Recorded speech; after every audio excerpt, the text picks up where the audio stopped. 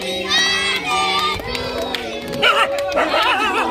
lovely viewers, welcome back to my channel. This is Keya from Princess World. তো আমরা সবাই ভালো আছি, আশা করছি তোমরাও সবাই অনেক ভালো আছো। আজকে তোমাদের সাথে যে ব্লগটা শেয়ার করব, ব্লগটা একটু অন্যরকম। ব্লগটা প্রথম থেকে শেষ পর্যন্ত পুরোটা দেখো আর সাথে থেকো। দিনটা ছিল 1 জানুয়ারি। সকালটা খুব সুন্দরভাবেই শুরু হয়েছিল। এই যে বটলটা তোমরা দেখছো, এটা দেওয়ান আমাকে বছরের প্রথম দিন উপলক্ষে গিফট করেছিল, তো সেইটাই আমি খুলে দেখছিলাম। এই সিপারটা পেয়ে আমি তো ভীষণ খুশি ছিলাম। আর তারপরে দুপুরের দিকে আমাদের একটা জায়গায় যাওয়ার ছিল, তো সেইটার জন্য আমি সকাল থেকে আরও বেশি খুশি ছিলাম। কিন্তু আমি সত্যিই ভাবিনি যে এরম একটা বাজে জিনিস আজকের দিনে আমার সাথে ঘটবে। দুপুরবেলা যে জায়গাটায় যাব আমরা, তো সেইটারই তৈরি করছিলাম। দেবায়নও সকাল সকাল আমাদের বাড়িতে চলে এসেছিল, আমরা একসাথে মিলে কাজটা করছিলাম। আমরা যে জায়গাটাতে যাব সেখানে অনেক ছোট ছোট বাচ্চা আছে, তো বছরের প্রথম দিনটা আমরা তাদের সাথে কাটাবো ভেবেছি। যদিও এই ভাবনাটা আমার বা দেবায়নের কারোরই নয়, এইটা হচ্ছে দাদায়ের ভাবনা। দাদায়ের জীবনে আজকে একটা বিশেষ দিন, তো দাদাই চেয়েছিল আজকের দিনটা ওই বাচ্চাগুলোর সাথে কাটাবে, ওদের সাথে কিছুটা আনন্দ ভাগ করে নেবে। প্যাকেটগুলো সুন্দর করে আমি আর দেবায়ন মিলে গুছিয়ে নেওয়ার পর দেবায়ন বেরিয়ে গেছিল ওর বাড়িতে স্নান খাওয়া দাওয়া করে রেডি হয়ে আমাকে নিতে আসবে, আর আমিও এইদিকে স্নান খাওয়া দাওয়া করে রেডি হয়ে নেব। তারপরে আমরা বেরিয়ে যাব ইভেন্টটার জন্য। কিন্তু তার মধ্যে যে এত প্যাথেটিক একটা ঘটনা ঘটে যাবে সেটা আমি সত্যিই ভাবিনি। এই যে এই বিড়াল ছানাটা, একে আমি আগে কোনোদিনও আমার বাড়িতে দেখিনি, আর এ কোথা থেকে এসেছে আমি সেটাও জানি না।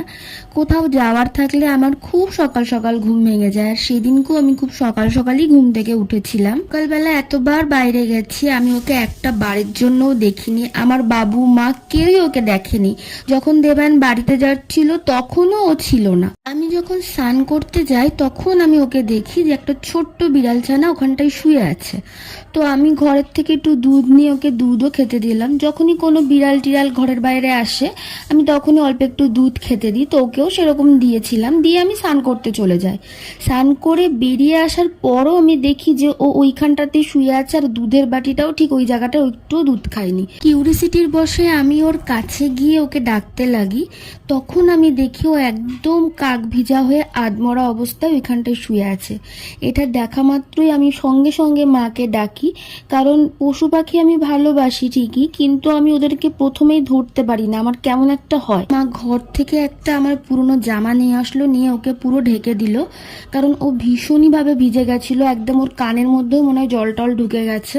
শুধু ও তাকিয়েছিল আর হালকা হালকা ওর পেটটা নড়ছিল, আর কিচ্ছু হচ্ছিল না। তারপরে আমি আমার দিদিকে ফোন করি। ওর বাড়িতে অনেক বিড়াল আছে, আর বিড়াল সম্বন্ধে ওর অনেক নলেজ আছে। ও আমাকে বলে বিড়ালটাকে নিয়ে গিয়ে ছাদে রাখতে, কারণ তখন তো শীতকাল ছিল আর নিচটাতে যথেষ্ট ঠান্ডা ছিল। ছাদে যদি রোদের মধ্যে রাখলে ওর একটু গরম হয় শরীরটা, কিন্তু ও একটুও কিচ্ছু খাচ্ছিল না। সিরিজ করে আমি অনেকবার চেষ্টা করেছি মুখের মধ্যে একটু দুধ দিয়ে দেওয়ার, কিন্তু ও খাচ্ছিলই না। আর ওকে তুলে ছাদে নিয়ে যাওয়াটা ছিল আমার আর মায়ের কাছে বিরাট বড় একটা পরীক্ষা, কারণ আমি আর মা দুজনেই কোনোদিনও বিড়াল ধরিনি, তো আমাদের দুজনেরই ভীষণ ভয় লাগছিল। আমি অনেকটা সাহস জুটিয়ে ওকে ছাদে নিয়ে গেছিলাম, কারণ আমার যদি একটু সাহস জোটানোতে ওর ছোট্ট প্রাণটা বেঁচে যায়। ছাদে নিয়ে যাওয়ার পর না ওর মুভমেন্টটা অনেক বেড়ে গেছিল, ও মাথা নাড়াচ্ছিল, তোমরা ভিডিওতে দেখতেই পাচ্ছ সেটা। মা ওর মাথাটা ঢেকে দিচ্ছিল, কারণ মাথায় রোদ লাগলে যদি ওর কষ্ট হয়। তারপরে ছাদে নিয়ে গিয়েও আমি ওকে অনেকবার সিজ দিয়ে দুধ দেওয়ার চেষ্টা করেছিলাম, কিন্তু দুধটা খাচ্ছিলই না। জানি না কেন, হয়তো ওর ভেতরে খুব কষ্ট হচ্ছিল সেই জন্য খেতে পাচ্ছিল না। আমি ওকে আমার টফির যেই খাঁচার উপরের মাথাটা ছিল সেইটা দিয়ে ঢেকে দিয়েছিলাম, কারণ যদি কোনো পাখি এসে ওকে ঠোকর দেয়। এত চেষ্টা করার পরও আমরা ওকে বাঁচাতে পারিনি, কারণ ও যেরম ভাবে ভিজেছিল সেটা দেখে মনেই হচ্ছিল যে কেউ ওর গায়ে জল দিয়েছে, জল দিয়ে ওকে পুরো কাক ভেজা করে দিয়েছিল। সেই কারণে ওর কানের মধ্যেও হয়তো জল ঢুকে গেছে। মানুষ কতটা পরিমাণে অমানুষ হলে এই জিনিসটা করতে পারে।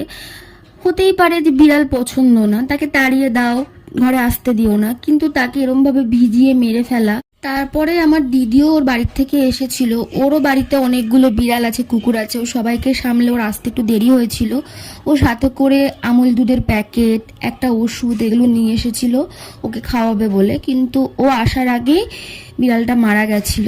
সেই দিনকে আমার এতটাই খারাপ লাগছিল, কারণ আমি বুঝতে পারছিলাম যে ওর সাথে এটা কেউ করেছে, নাহলে কোনো বিড়াল এরমভাবে ভেজে না, বিড়ালদের তো ভেজা পছন্দই নয়। এই ঘটনার পর সেই দিনকে আমার যে কি মনটা খারাপ ছিল, ইনফ্যাক্ট আমি এখন যখন ভয়েস দিচ্ছি আমার এখনো এতটা খারাপ লাগছে ওই দিনকের কথাটা ভেবে।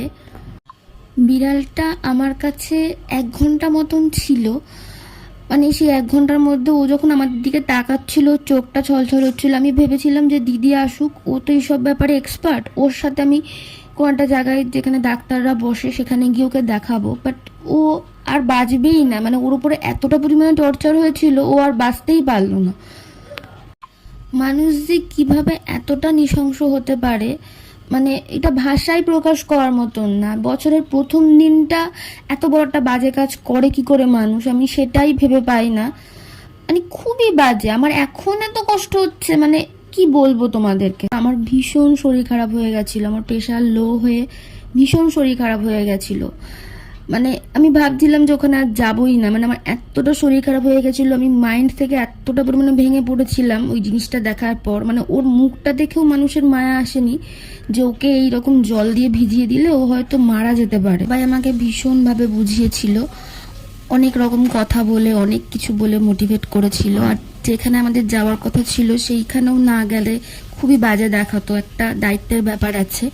তো তারপরে রেডি হয়ে আমাদের যেতে একটু দেরি হয়ে গেছিল। এই যে আমরা আমাদের ডেস্টিনেশনে পৌঁছে গেছি, আর এটা একটা ইট ভাটা। আর সেই দিন ছিল দাদাইয়ের মায়ের জন্মদিন, তো দাদাই সেই দিনটা এই ছোট ছোট বাচ্চাদের সাথে কাটাবে বলে আমাদের ওখানে যাওয়া।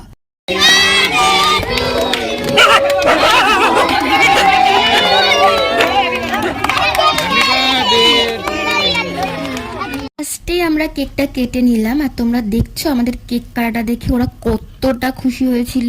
সত্যি কথা বলতে আমি যদি ওখানে না যেতাম, বাড়িতে বসে থাকতাম, তাহলে আমি আরো বেশি কষ্ট পেতাম। ওখানে গিয়ে ওদের সাথে মিশে আমার এত মনটা ভালো হয়ে গেছিল। তারপরে যে প্যাকেটগুলো বানিয়েছিলাম বাচ্চাগুলোর জন্য, জেঠিমণি সেইগুলো সবার হাতে হাতে দিয়ে দিচ্ছিল।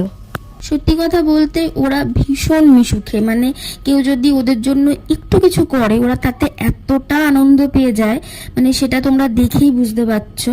ওদের সাথে কিছুটা সময় কাটানোর পর তারপরে আমরা বাড়ির দিকে রওনা দিয়ে দিয়েছিলাম। আর সকালবেলা যে অত বাজে একটা ঘটনা আমার সাথে ঘটলো, আমি যদি এইখানে না আসতাম তাহলে হয়তো আমার মনটা ভালোই হতো না, কিন্তু এইখানে আসার পর আমার মনটা অনেকটা ভালো হয়ে গেল এই বাচ্চাগুলোর সাথে সময় কাটানোর পর। আর আমি ভেবেওছি যে আমি এদের সাথে আবারও দেখা করতে আসবো।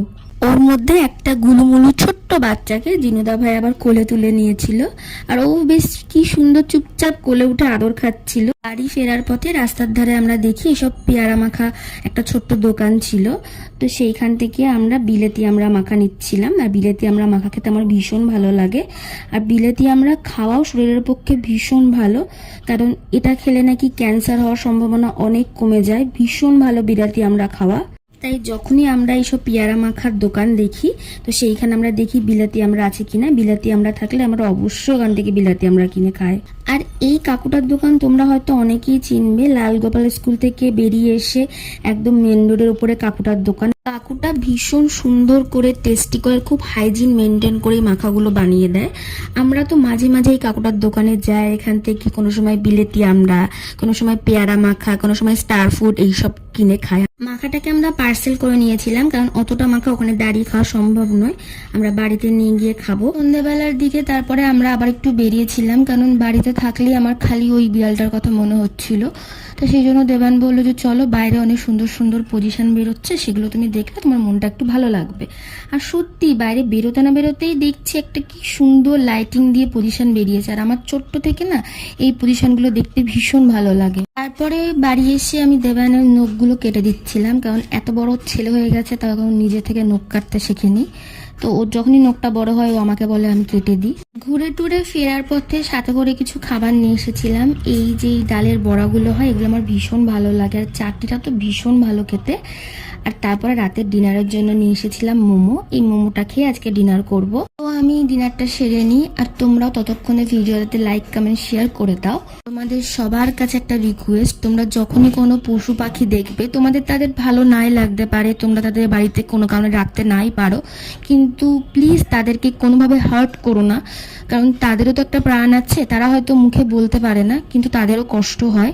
তো প্লিজ তাদের উপরে কোনো রকম টর্চার করো না। আমি জানি সবাই এরকম হয় না, কিন্তু কিছু কিছু মানুষ আছে যারা তাদের উপরে ভীষণভাবে টর্চার করে। তো আমি তাদের উদ্দেশ্যে এই কথাগুলো বললাম। ভিডিওটা তোমাদের কেমন লাগলো সেটা অবশ্যই তোমরা আমাকে জানিও। যারা ইউটিউব থেকে দেখছো তারা আমার চ্যানেলটাকে সাবস্ক্রাইব করে দিও, আর যারা ফেসবুক থেকে দেখছো তারা আমার পেজটাকে ফলো করে দিও। আজকের এই ব্লগটা এইটুকুই।